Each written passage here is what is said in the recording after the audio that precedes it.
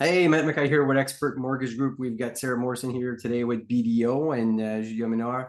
And we want to have a chat about debunking myths, what you need to know about consumer proposals and bankruptcy. So welcome. Thanks for your time.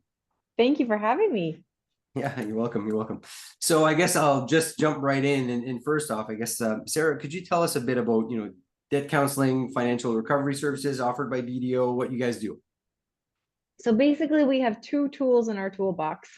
And when someone is just in over their heads with unsecured debt, and that would be either a bankruptcy or a consumer proposal. And a bankruptcy, I try to do as a very last resort. I probably only do them 5 or 10% of the time when I am filing something. But most times it would be a consumer proposal. And very rarely, it would be what's called a Division One proposal. And that one is when your unsecured debts are over $250,000, or I guess your debts are over 250,000, excluding your principal mortgage.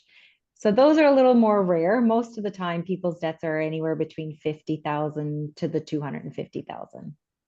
Super. Excellent. Yeah, I'm really looking forward to this chat. And what I enjoyed so much when we first met essentially was the ethics that you brought to the table essentially on just not, pushing everybody to Hmm. bankruptcy, but really looking at individual, circumstances for everybody. Yes, for sure. That's great. So for homeowners facing financial challenges, what are some initial steps you can recommend to help regain control of their finances? So it's everyone expects like a big something really exciting here and some top tips that they've never heard before, but I always go back to very basic, very boring, your monthly budget. And it has to start there. So you really have to start with figuring out, and it doesn't need to be complicated. It doesn't have to be a big fancy spreadsheet. You don't need to use any apps. You can if you want, but very basic. Look, we're in November now.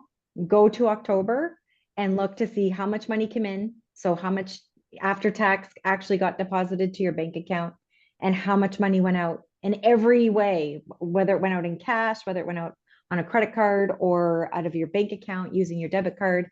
And if more went out than came in, you need to make some changes because what happens is you're using debt to accommodate that. And so that is really the very first place to start. When you're doing your budget and you're trying to figure out, okay, well, how much can I spend on these variable expenses like gas and groceries and clothes and trips and all these things? You need to first figure out what your fixed expenses are. So your mortgage payment is super important.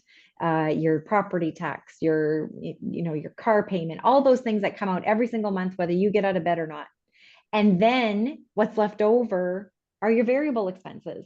And that's where you need to really tighten things up because the cost of living is so much higher now than it was before that, going into the grocery store and just saying, well, I make good money, so I can pretty much just buy whatever groceries I want. That's not the case anymore. I don't care how much money you make. You need to know how much you're spending on groceries each month.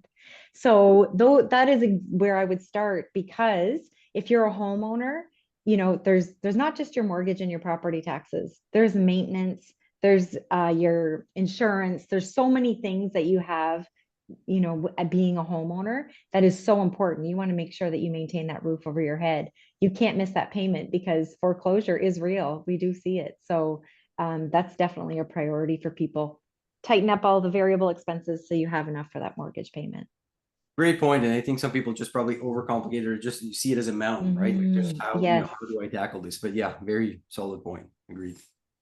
A lot of people stick their head in the sand because they're like, I know I'm overspending, but I'm able to do it because I have this line of credit that can kind of make up for it each month. So I'm not going to worry about it this month. I'm going to worry about it next month.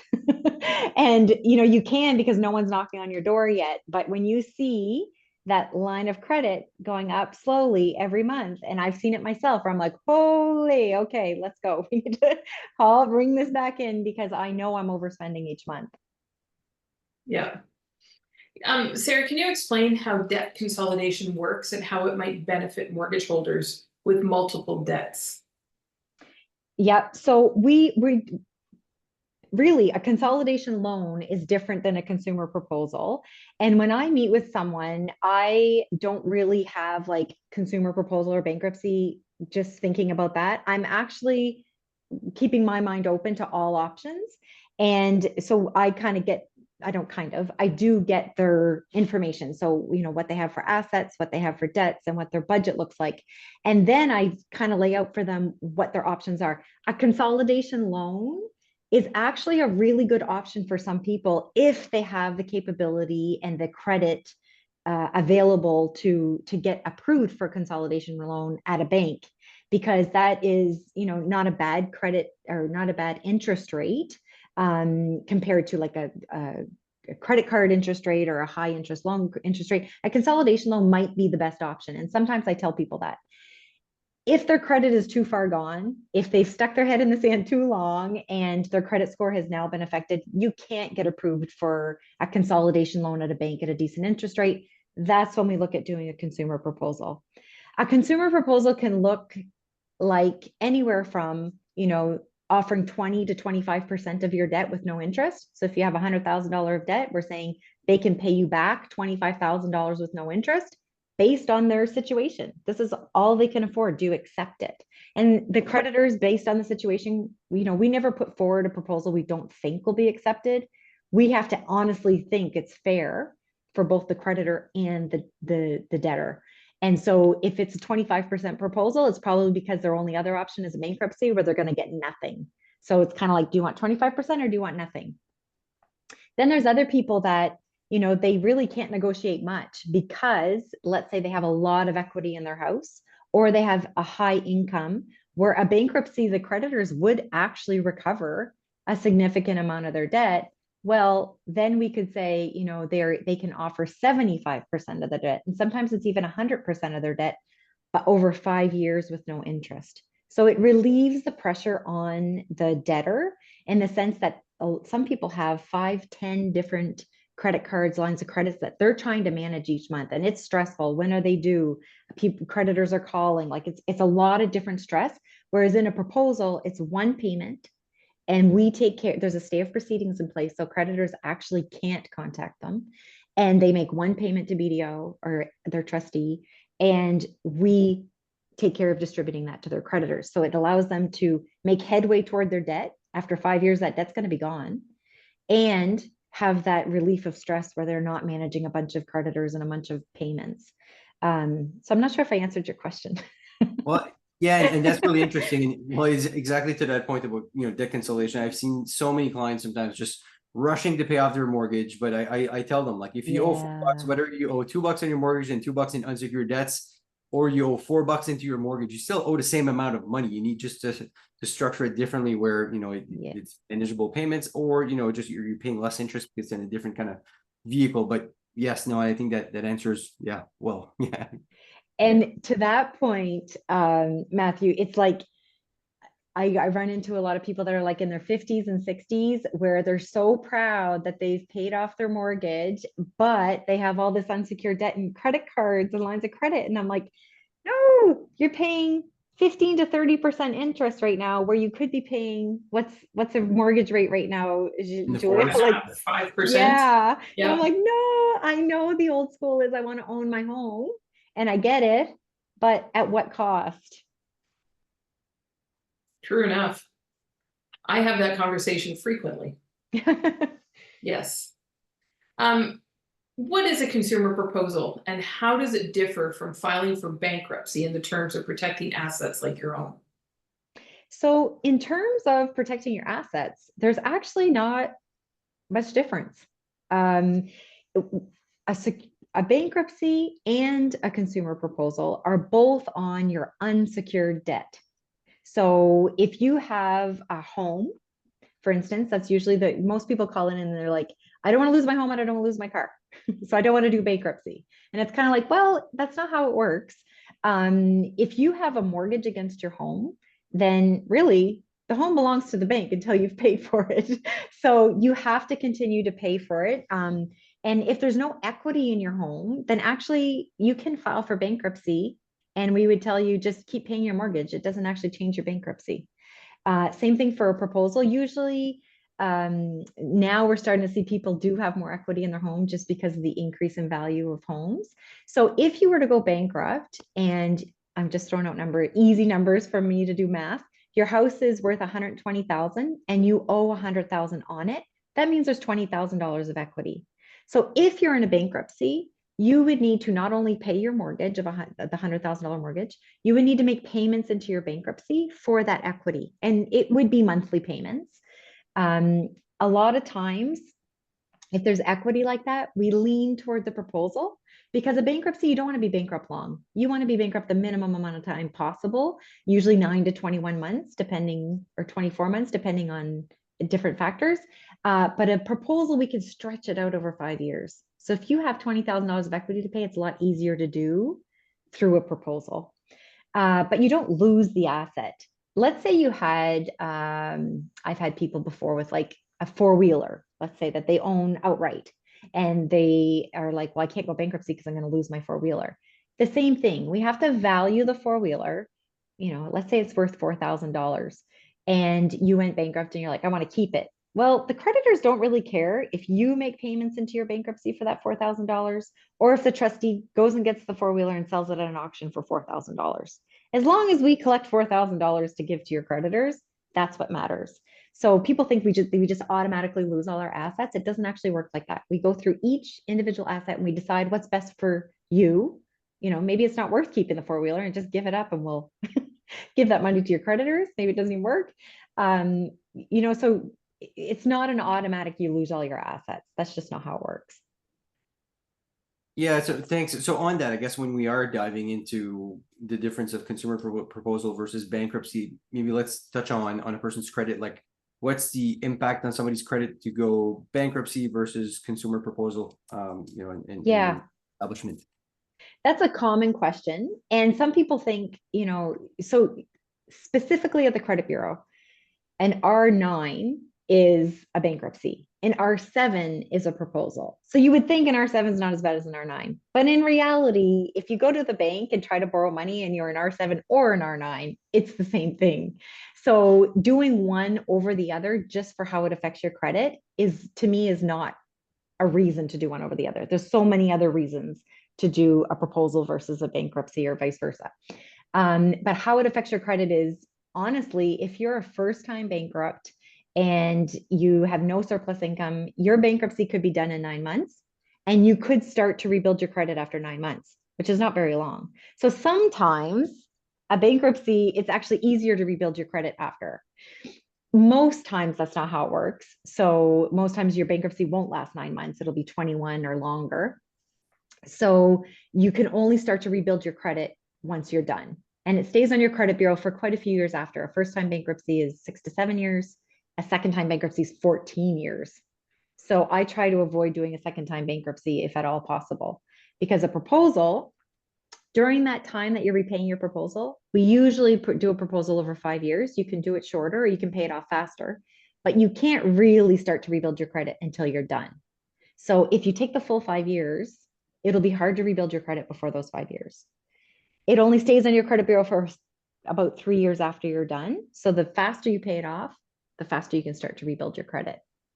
But what I tell people is, you know, going into a restructuring, like a proposal or bankruptcy, we need to make sure you're well set up. So we need to make sure that, you know, you're not going to try to make any changes to your mortgage. So let's say a separation, where you think that, you know, in 3 years from now, I want to take this person's name off the house. If you're in a proposal, you're going to have a very hard time to do that. Actually, I've never seen it done. Or if you have a car, you know, and the lease is ending in a year, I would say you might want to renegotiate that lease, or, you know, switch vehicles before you file, because if you're in a proceeding, you're going to have a hard time to switch things. So get well set up first before because you won't have credit for a little while. Very good advice. And on that, like, a consumer proposal can be paid. Can a consumer proposal be paid essentially before the 5 years? So if they come up with money on year 2 or year 3, yes, can they make a lump sum and square it off and then kind of, you know, start? Yes, absolutely. And that is one of the benefits of a proposal. A bankruptcy, it's a set time, and you cannot, even if you pay it off in a week, you're still bankrupt for that time period. A proposal doesn't work like that. Once the proposal is accepted by your creditors, then it's completely up to you how fast you want to pay it. If you get inheritance, if you win the lottery, if you just start really managing your money well and you find that, hey, I actually have extra I can put on it, you can make lump sum payments, increase your payments. It can be done really fast. I mean, I've had one before where, and sometimes we do a lump sum proposal, it's called, where someone has a severance coming in, or they know they have a chunk of money that's coming in, but it's not enough to pay all their debts. So they owe 50,000 and they know they're getting an inheritance of 20,000. So sometimes we'll do a proposal that says, they have this money coming in. Are you willing to accept this lump sum, $20,000 in payment of all their debts? And then if the proposal is accepted, it gets paid within 30 days of court approval, and then they're done. So Oh, really, it was like a 3-month proposal. Oh, interesting. Yeah. Mhm. New today. So how does BDO, support individuals if they're going through a restructuring, like just helping them keep essentials like the assets, like their homes and so on? Like how do you guys look at that? Just looking at the equity position, or how do you, any other kind of positioning that you do on that? Yeah, so I feel like when we initially talk to someone, I kind of lay the ground rules that I'm going to ask you a lot of personal questions, because usually they're like, but it's only this that's giving me a problem. And I say, I need to see it from way up here. I need to see it very high level and the whole picture, because it's a restructuring. That's what we're doing. We're restructuring you for success so that you're not going to continue to have these problems going forward. So maybe keeping that camper is not the right thing for you, even though you can choose whether you want to keep it or not, because it's a secured loan. We look at everything and we look at their budget and we determine, what are the essentials that you should keep and what are the things that maybe you need to let go of. And I don't make that decision for them. They make that for themselves. My job is to get all the information and give them what their options are. And I actually had one earlier where I said, like, in my opinion, keeping that $108,000 loan on a camper is not going to help you in the future. You have $500 left for groceries. I see a lot of budgets. It's your decision what you want to do. I'm just giving you my opinion, and they wanted to keep the camper. So I can only do so much, but, and, I don't live in people's shoes, and maybe that's their biggest, happiness in their lives. And so my job is to give them their options and what I think would set them up for success. But in the end, it's their decision, how they want to move forward through this. And during the proposal or the bankruptcy, they do have 2 financial counseling sessions with us with a certified financial insolvency counselor. And the first one, we talk about their budget, how things are going, if they're able to put money aside in an emergency fund, because they don't have any credit, right? So right. It's not on like how to pay down your debt. It's really about saving, looking toward the future. And then the second appointment is about rebuilding their credit, how to check their credit bureau when they're done, things to check for, do's and don'ts. Some people think if I don't do anything, my credit will rebuild. And it's like, actually, you have to borrow money and repay it in order for your credit to rebuild. So we go through that in some financial counseling sessions. Well, yeah, I'm sure that you've got very difficult marital discussions, I guess, in your office when you're talking to these folks, because I mean, I've yet to see a camping weekend that we're not spending extra money than we typically spend at home, because you're just buying the extras, and obviously you're going to different places and so on, and park fees and firewood and whatever, right? So, but yes. Yeah, I'm sure that you've got difficult, conversations. Yeah. Yes, and we have to be sensitive to it too, because like I said, I don't live in their shoes. So it's easy for me to judge that I think that that's not, a worthwhile expense based on their budget, but that's their own life and their own lifestyle. Another very touchy subject is cigarettes and smoking in their budget and alcohol. These are all things that maybe in my life I find are a waste of money, but in their lives are survival.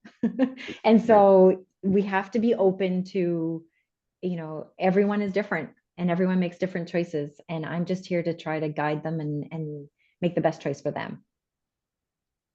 Excellent. Very good. So speaking of budgeting and financial planning, do you have any advice on budgeting and financial planning for clients looking to avoid the debt, and how to stay on track with payments, mortgage payments, debt payments, and so on? Yes, their budget. And really getting, so, okay. So you know how like knowledge is key? Well, knowledge is only key if you apply it. So everyone knows that you need to spend less than you make, right? But we don't. And so I actually did a little experiment with myself for 6 months. I got a little book at Dollarama and I wrote down every single penny that I spent for 6 months just to see. So I did my budget at the start, what I think I spend, and then I re-looked at it. And I mean, this was years ago that I did this. I was pregnant with my fourth child. So he just turned 11. So it was a long time ago. So stuff was a lot cheaper. But the thing that I still remember today is that I thought I spent $50 a month on takeout coffee. I thought I don't go every day. I, go to McDonald's. At that time, it was like $1 something. I was like, $50 is plenty. On average, in 6 months, the average was $176 a month. I had no idea. And that's just one tiny little item that I probably would have even left off my budget, right? Because it's such a nothing. But I was like, how did that happen? But it was really like, I go, and if I had a kid in the car, I'd buy, if I was at Tim Hortons, I'd get them Timbits. Or if I was bringing coffee to my husband, well, he's working with someone else. I'm not going to show up with just one coffee. So I get two. Like, that's just one tiny little item. Think about groceries, right? If you think you spend $200 a week on groceries, like actually add it up. If I go in for milk, I come out with $60 worth of stuff because I picked up 3 extra things. Like, it's crazy when you don't track it. So my advice is track it and compare it to what you think you're spending. And I can assure you it's more. And you can really save and not get in debt by really watching what you're spending, because it's so easy. We have so much credit available to us that every month, if you overspend by $200, well, that's $2,400 in a year plus interest. And it's only overspending by $200. How hard is that to do? Not very hard at all. So people need to track. We think I make a good living, I can buy whatever I want, but actually we can't. Yeah, and the coffee just, is a conversation that we have home very often. And my argument is always, well, if I'm caffeine, then I'm performing better, so I make more money essentially. But that's Track it. Yeah, good point. So in a day you had coffee, track how much more money you made. Yep. The energy level. On that, I mean, we do pre-approvals for clients, and sometimes we'll have clients coming in and say, what can I be approved for? So we'll kind of run a number. And when I was doing residential mortgages, I would kind of always give them an insight of, this is what we can pre-approve you for, but doesn't mean that this is what you can afford, depending on if you're paying daycare. Like, we're not factoring daycare in our GDS TDS ratios. Like, if you're going on vacation, if you're smoking, you're buying alcohol, if you're doing all of these things, essentially we're not tracking those. So these are the numbers that we can approve you for, but just be cautious of your own personal budget. But on that note, like, is there any common financial signs that you see from homeowners that should be watching to avoid overwhelming debt? I know, some folks always try to keep up with the Jones, and you see your neighbor buying something or doing something, and you're like, oh, I want that shiny thing too, essentially, right? Like, just kind of something that you see as commonalities when you are speaking to homeowners, especially. Oh my goodness. You hit so many different things. I don't know where to start. So yes, the last thing that you said was about like keeping up with the Joneses. And I was just at a conference, and the speaker at the conference talked about how, and I don't know the statistics off the top of my head, but it was staggering, where, people who win the lottery, that they say, well, those people actually end up with financial problems. But the actual statistic was how many people around the person that won the lottery actually struggle financially, because they're trying to keep up with the person that's buying all the shiny new things. And that really struck home, because, just because you go in, ask, and the first thing you said was about, just because you're approved for it doesn't mean you can afford it. And you really have to think about the motivations behind someone telling you what you can buy, right? Their motivation is to sell you the biggest, fanciest thing possible, because that's what they're getting paid commission on. If I'm thinking of like a vehicle or a camper or a side by side, or, those, they want to sell that item to you. And what's blocking them between the sale is how much you're approved for. And so they're not really, they may have your best interest in mind. I might be blanketing it here, but I would say you're exactly right. It's that just because you're approved for it, they don't know what your other expenses are. And you really need to go back to your budget to decide if you actually can afford it. And when I say afford it, I don't mean like have 20 bucks left for groceries at the end of the month. I mean, you don't want to be too tight that you can't breathe. And one little bad luck, everything, is over. Yeah, and just and I see that kind of factored in sometimes when depending on type of house that somebody's buying. Like if you're buying a townhouse with a small yard, then great, like you don't have much property maintenance to do and so on. But when we moved to our latest house, just we had a bigger yard, so it needed a tractor, it needed a chainsaw, it needed all of the things that you don't even think about, but you need all of these things as soon as you become a homeowner of that piece of property. So it's true that if people kind of max out at 30% of their gross income, like they might be in a challenging position, and especially depending on how much income that they make overall as a household. I mean, the lower the number, the less dollars that there's left, essentially, right? So I find it jaded when you're looking at just percentage of income, because if you're if you're making much bigger income, then you're going to have a lot more dollars, I guess, left over, depending on the situation. Yeah. Julia, anything else that Yeah, just one last thing I wanted to ask, Sarah. What's one piece of advice you would offer for those who are feeling stressed by debt, but are really unsure of the options available to them? Oh my goodness. How do I pick one? Well, this month is Financial Literacy Month. In November every year is Financial Literacy Month. And this year, the theme for Financial Literacy Month is money on your mind, talk about it. And so that would be my advice, is that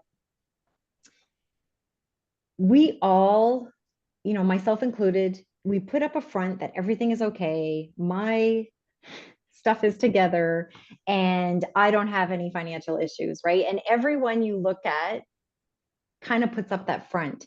When in reality, everyone right now is thinking about their budget and their money and how much they're spending, and should I be spending on that, and am I overspending here? It is worrying, not worrying, but everyone is thinking about it, but no one is talking about it because we're all too proud. And there's a stigma around, oh, that person is struggling. So, we all have our deals. So, yeah, my advice would be to talk about it. And, if there's someone that you're close to, like family and friends, just be honest and open about it and say, like, I have this situation that's stressing me out. What do you think? And they might be in the same situation too. Now, don't seek professional advice from family and friends unless they are, a professional, because sometimes they might not be doing the right thing either. But at least you're not trying to hide it and suffering in silence, because I all the time I run into people that come into my office that just say, I wish I had just called earlier, because just talking to someone, like, I deal with this every single day. I know what budgets look like. I know, this is a bit high in your budget. This is a bit low. You might want to look at this. So just talking about it. And I actually had a consultation earlier today where it was a couple, and the end of my call was like, you're doing great. You have money left over every month to pay this debt down, and gave them a few tips on how to do it. And they're like, well, what do you mean? Like, we're so stressed out, we're not used to being in debt. And I said, you're doing great. They don't overspend, they don't have fancy cars, they have a bunch of equity in their house, they just have these 2 little lines of credit that just kept getting up every month because they weren't watching their budget. So it's just, they called and they felt a lot better afterwards, and now I have no doubt they're going to be fine. But if they had just kept worrying about it and thinking about it and thinking they're doing something bad or wrong, then they'd be stressing themselves out for nothing.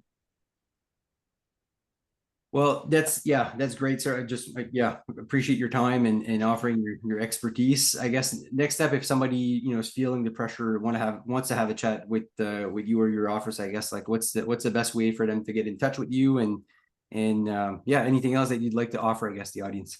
Yeah, so we have offices throughout Atlantic Canada, actually throughout Canada. But the best way to get a hold of us here in Atlantic Canada is 1-855-BDO-DEBT. And also on our website, bdodebt.ca. There's lots of great blogs on there, and my contact information is on there. I'm also on LinkedIn. You can reach out to me that way as well.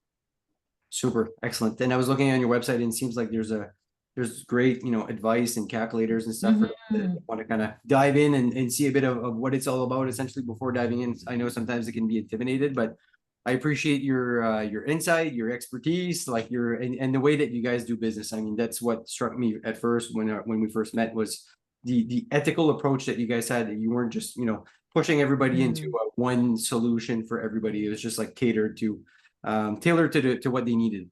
Yeah. So Yeah. appreciate your time. Thanks for everything that you do. And we'll be in touch soon.